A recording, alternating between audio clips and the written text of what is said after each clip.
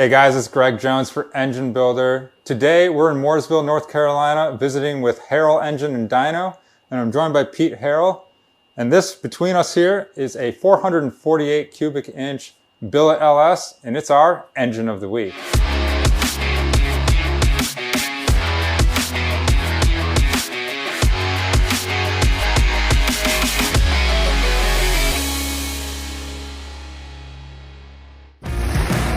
Engine Builder's Engine of the Week is sponsored by Pen Grade 1, L-Ring DOS Original, and NPW. Pete, thanks so much for giving a little time here to check out the shop and see a couple engines that you got going on. And this one in particular is a Billet LS build.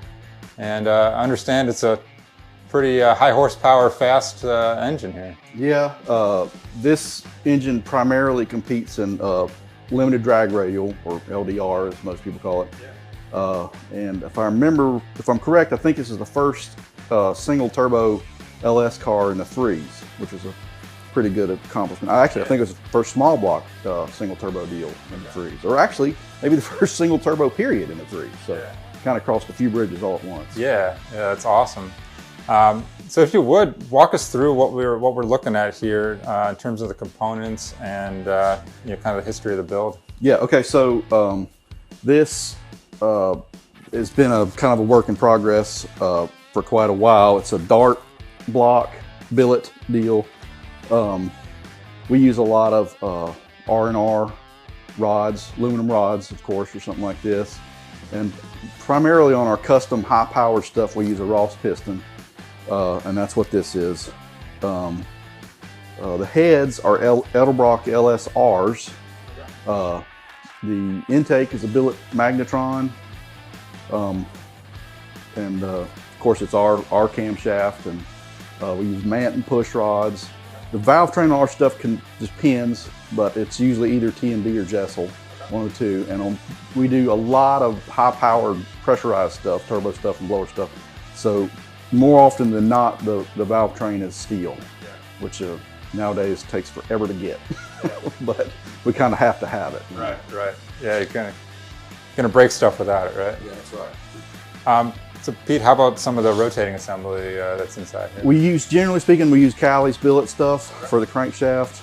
Like I said, R&R rods, Ross pistons, and that's usually what's in about anything we do. Yeah. Very good. And then you said this is going to run on a single turbo. This is a single turbo. It's got a forced inductions turbo, and it runs on methanol. It'll have billet atomizer injectors. That's generally what we run on all the high-powered stuff. Yeah. Awesome. And then it looks like you got a dry sump coiling system on this. Yeah, this one's dry sump, and they vary. Some of them are dry sump, some of them aren't. But usually anything this serious is dry sump. Yeah, certainly. No, it's a sweet looking engine combo here. And again, to be running threes out there on the track, it's got to have some serious horsepower. What kind of horsepower levels are we talking? It's hard to say. Something like this, I would say somewhere between 25 and 3,000. Okay. Just kind of off the top of my head. Yeah. And again, being a single turbo, roughly how much boost do you think he's using?